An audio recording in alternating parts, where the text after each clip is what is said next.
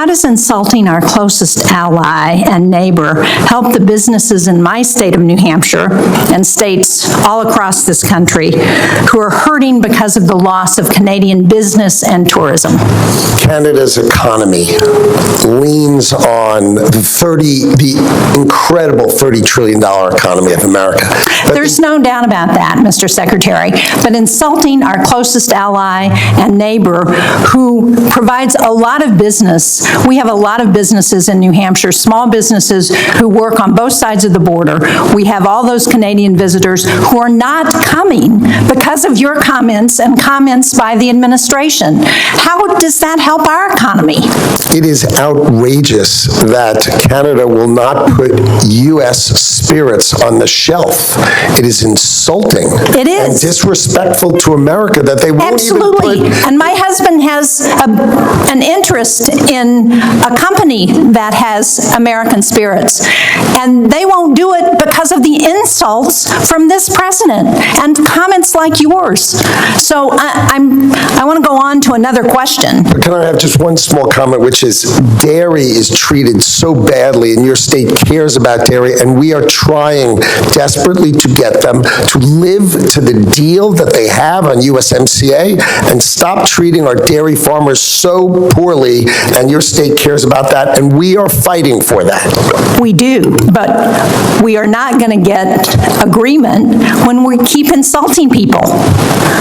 When we have allies and partners, we should try and work with them, not insult them. And I find your rhetoric insulting to the people in my state who are working so hard to try and ensure that they can do business. I want to move on to BEAD and the non-deployment funds, because Secretary Lutnick, as I said the last time you were here, Senator Collins and I led the negotiations around the bipartisan infrastructure law and those broadband provisions.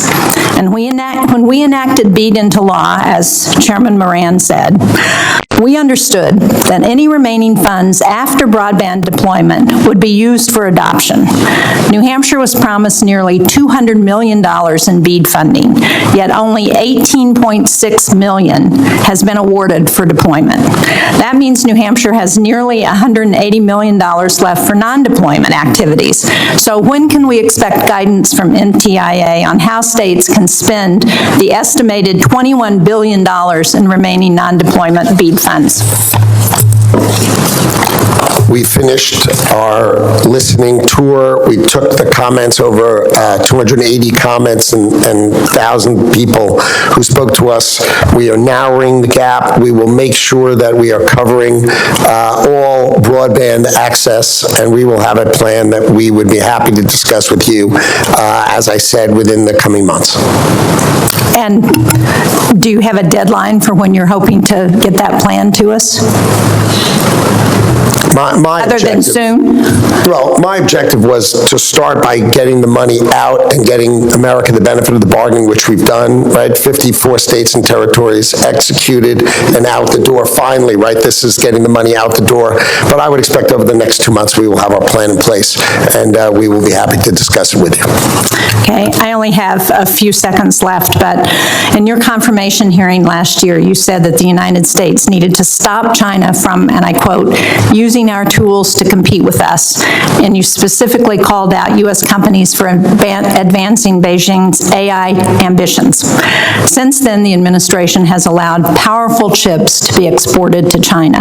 Can you assure us today that the administration is going to stop those chip sales to China that would advance its military modernization? We heard yesterday at the Armed Services Committee from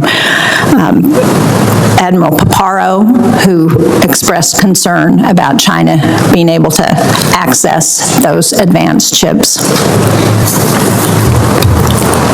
There is a delicate balance in the relationship with China. President Trump has the best relationship with President Xi, and he balances that. I want to be crystal clear. We are not selling our best chips to China under any circumstance.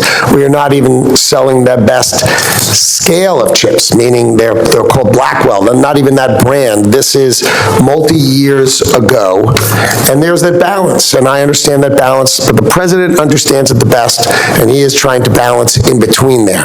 I would tell you they have not bought any as of today.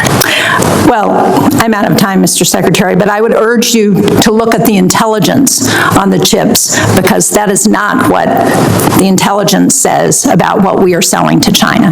Thank you, Mr. Chairman.